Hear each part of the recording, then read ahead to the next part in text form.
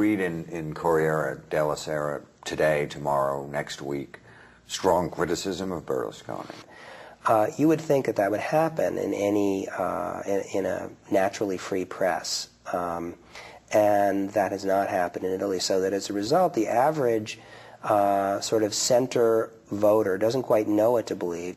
I think actually, if they examine them closely, they'd be quite shocked. Well, we found that very interesting in the film, that you had his lawyers, his very own lawyers in his trial, going back as parliamentarians to change the laws to his advantage. Could that happen in any other country, or is that pretty unique to Italy? Maybe somewhere in South America, but I'm not aware of it happening in any advanced democracy. It's a very, very anomalous and peculiar situation. They literally would spend 2 or 3 days a week in Milan defending Berlusconi in their black lawyerly robes, and then fly back to Rome and then rewrite the laws that would then short-circuit the very trials in which he was a defendant. And that happens in all sorts of areas, including business areas, economic legislation.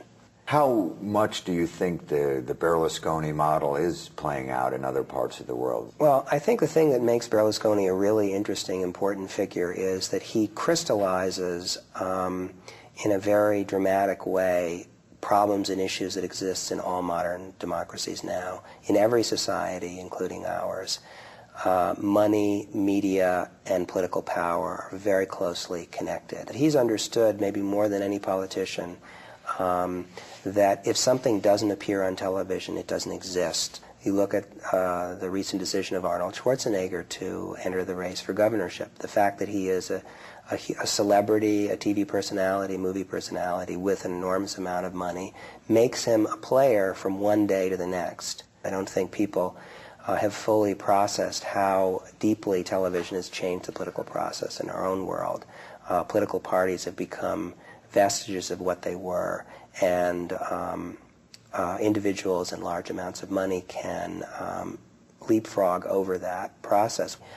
In Italy, it exists in a much kind of neuter and cruder way, but I think people everywhere in this country as well have a very dismaying feeling that politics is going over their heads, is being decided by wealthy interests that don't take them into consideration, and are bending the legislative process in their own behalf. People get used to that and say, well, if they can do that in Italy, then what's the big deal if I do it to a lesser degree here in France or in England or in this country?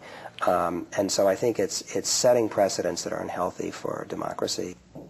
Alexander Stilla, thank you. Viva l'Italia, l'Italia che ha scelto di crederci un po' in questo sogno, presidente.